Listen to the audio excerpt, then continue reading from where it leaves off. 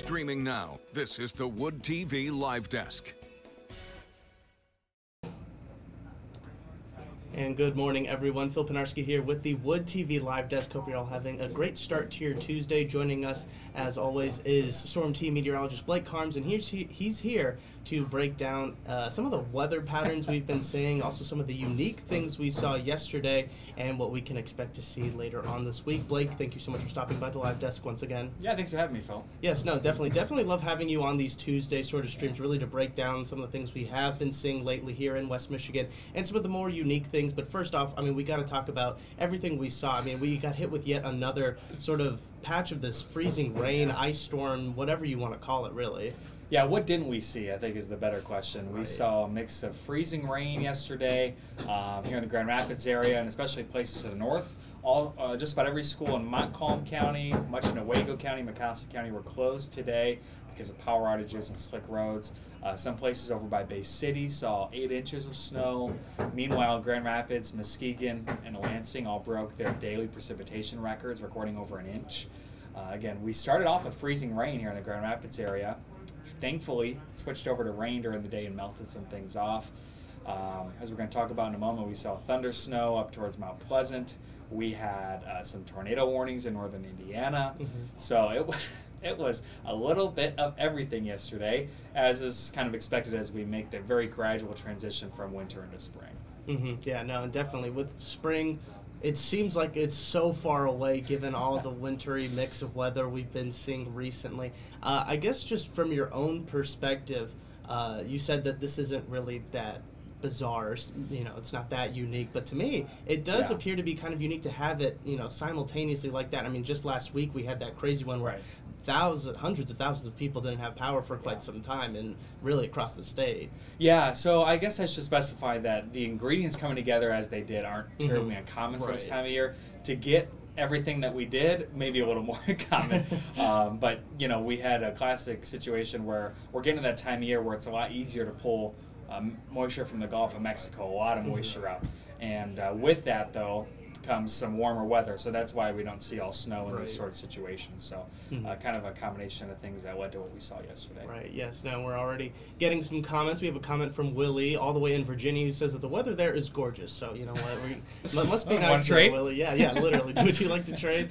Blake, one thing you did mention, and it was something I had never heard of, and I found it insanely interesting, was this concept of Thundersnow. We actually have some video that we saw. Excuse me, let me pull it up here real quick. It's being on the screen right now. You can't really hear it, but it's snow, but you can hear the rumbling of thunder in the background. Kind of talk to us a little bit about this phenomenon. So we got 2 videos, both of them from Central Michigan University students, Cole Engel and Jack Woshinski.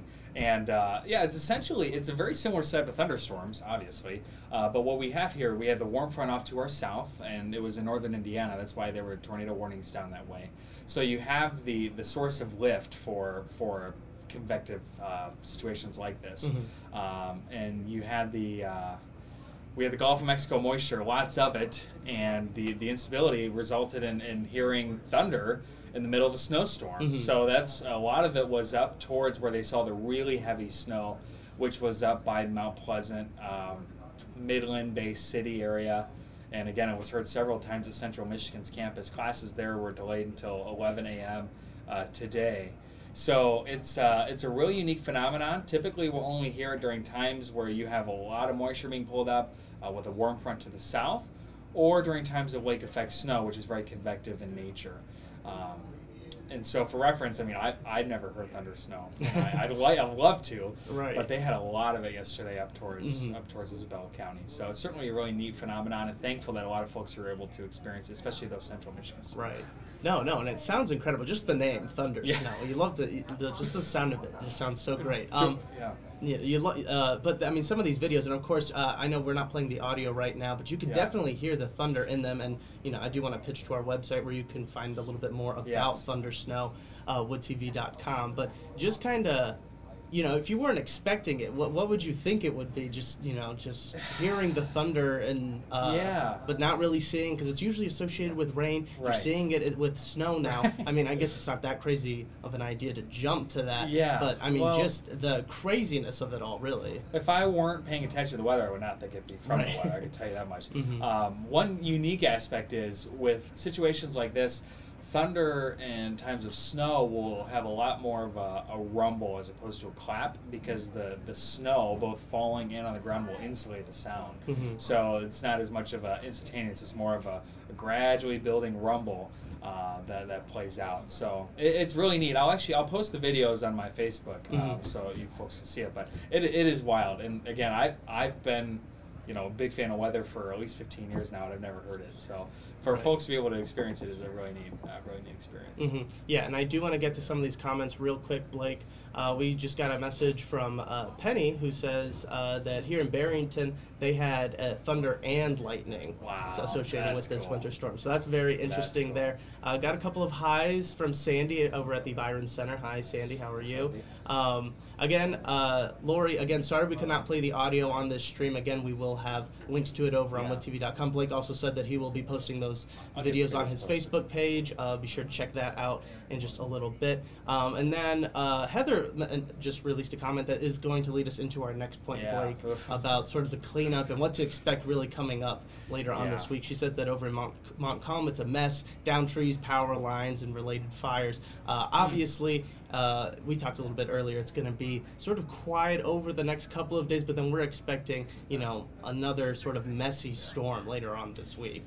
Yeah, so first of all, sorry to hear all the folks in Montcalm County are going through that. It's almost the same thing as what we saw down by Kalamazoo, Battle Creek, Jackson, and Hillsdale, where we had the ice and the wind that combined to create a lot of power outages. Granted, Montcalm County is not as populated as, say, Kalamazoo or Jackson, but still a real mess up there. Lots of trees down.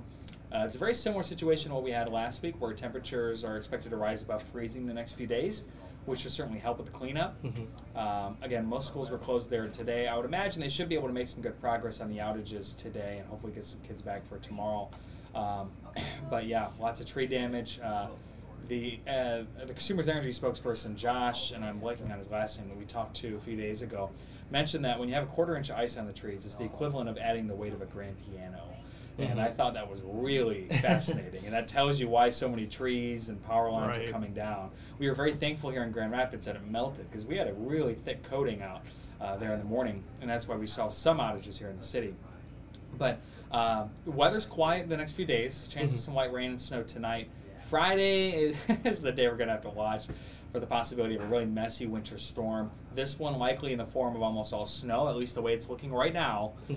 Trending towards snow. There's still a lot of time for that to change, but that'll be our next focus here as we move through the work week. Right. No, and of course everybody with the storm team is going to be on top of it, as they always are, and we'll be continuing to deliver updates on if it changes, if it's going to, you know, maybe get worse, maybe even not be as bad as predicted. We will again keep you, of course, updated. We're getting to the point in the winter where we're ready to be done. Yes, so. No, absolutely. I know I am. I know I am very ready for this all to be over. But Blake, you know, we just want to give you a chance to really talk about something exciting that's happening later today that you're going to be working on, these butterflies that are coming in. Just briefly tell us. Obviously, we want everybody to check it out in all of our newscasts later on today, but you know, you're going to be out there all day really doing live hits. The only reason why I'm wearing a polo shirt is because I get to be over there in the Lena Meyer Conservatory. So that's at the Frederick Meyer Gardens. Butterfly Gardens opens up in the full scale tomorrow, and so we're going to be out there live today afternoon, 4, 5, 6, and 7, kind of as well as daybreak tomorrow, talking about what you can look forward to there. And I can tell you what, we went there last week for an interview, and